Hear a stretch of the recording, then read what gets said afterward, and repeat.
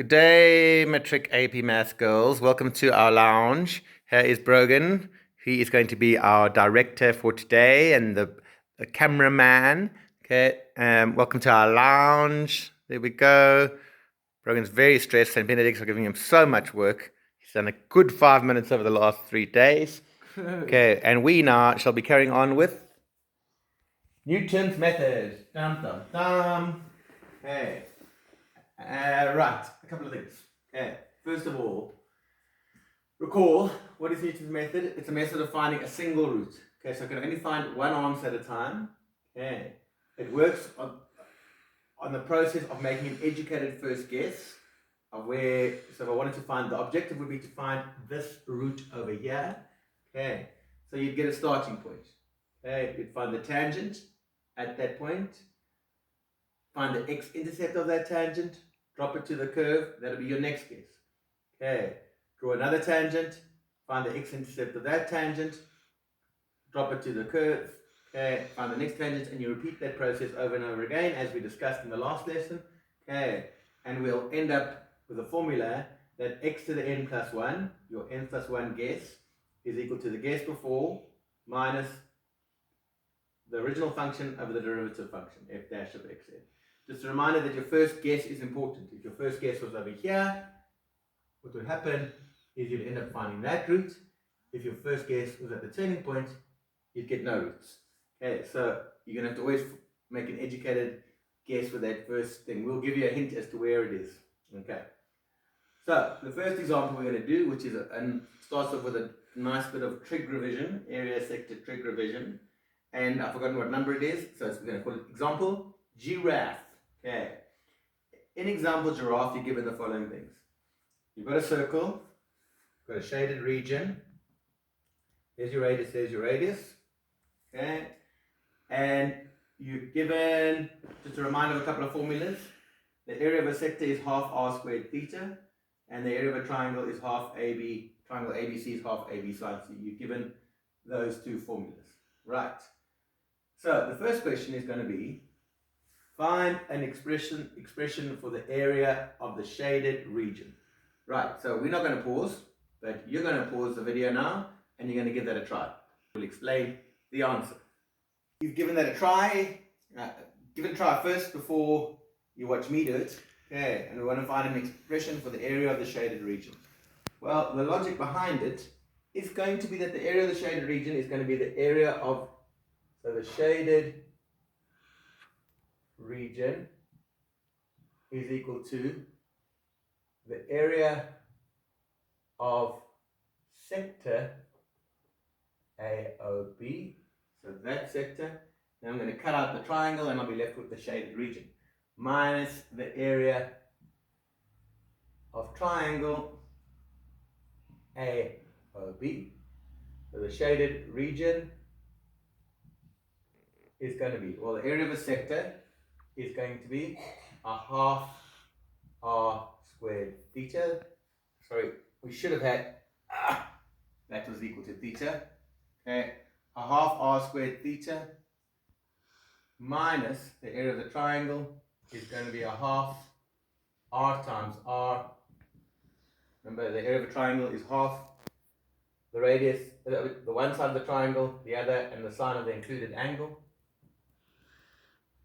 Okay, so the formula or an expression for the shaded region is half r squared theta minus a half r squared sine theta. Okay. Right. So that's, we're going to need this over here.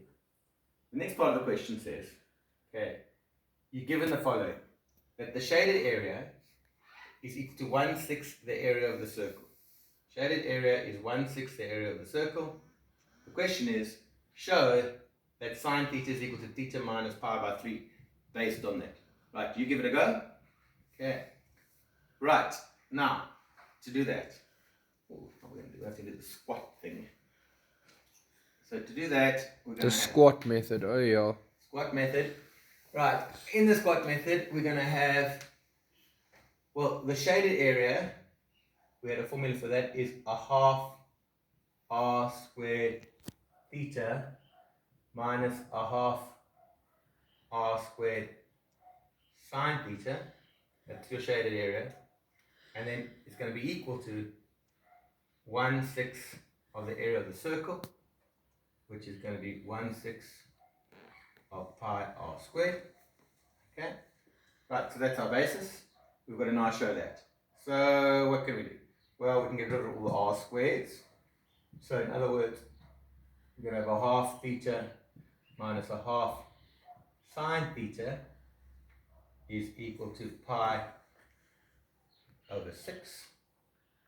Okay, we don't need, let's get rid of the fraction, so we multiply everything by 6, and we're going to get 3 theta minus 3 sine theta is equal to pi.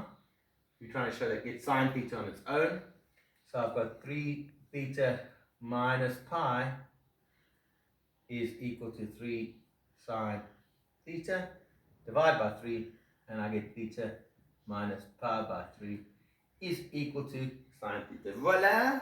Amazing! Do you not think that is amazing, Brogan? Why don't you give them a close-up of the board, please? Okay.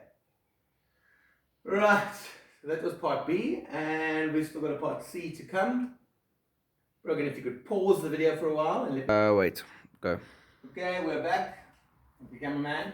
The next question says, so we proved this in the previous question, that if the area of the sector was a sixth the area of the circle, then it follows that sine theta will be equal to theta minus pi by 3. Okay. Next question says, theta is equal to 2 is an approximate solution of that equation. Okay. Solve for theta correct to 4 decimal digits. Okay. Well, the only way we can do that with the maths we know is by using Newton's method. So, in order to solve this, okay, remember with Newton's method you have to get a single equation and then find the x-intercepts of that equation. So if I go sine theta is equal to theta minus pi by 3, I've got to get it as a single equation equal to 0, because I'm finding a root, an x-intercept, minus theta plus pi by 3 is equal to 0, and let's call this equation f of theta.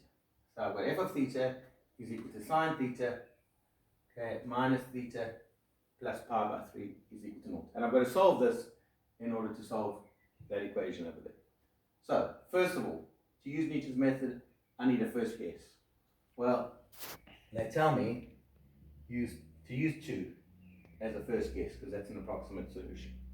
Then I'm going to use a formula, which is that theta n plus 1 is equal to the guess before, which is theta n, minus f of theta n over f dashed of theta n.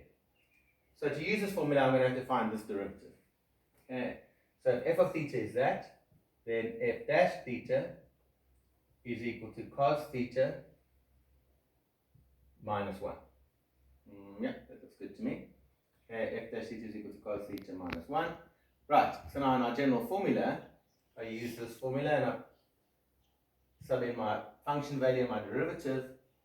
The general formula is theta to the n plus 1 is equal to theta n minus, or f of theta n will be sine theta n minus theta n, minus theta n plus pi by 3, and the derivative function will be cos theta n minus 1. Okay, so now what you're going to do, well, whenever you see theta n, the first thing you're going to do in your calculator is you're going to take your first guess, which is 2, and you go 2 equals, okay, so it's stored in your memory, then you press all clear. Okay. So now, whenever you see theta n, you're going to press your answer button. Okay, and then we're going to iterate that process. Okay. Right. So give that a go on your calculator. Okay. Brogues, press pause. Okay. Right, so hopefully you've tried this process on your calculator by entering 2 and then using the answer button. And if you do that, you should get the following answers. Your first guess after 2 should be 1,969, 1,968,968, 1,968,968. So it's repeated all the way there. Questions that give the answer to 4 decimal digits. So we always go to 5 and then we work back. It's repeated to 5. If we work back, the 6 pushes the 9 up, which makes it 0, and it pushes the 8 up.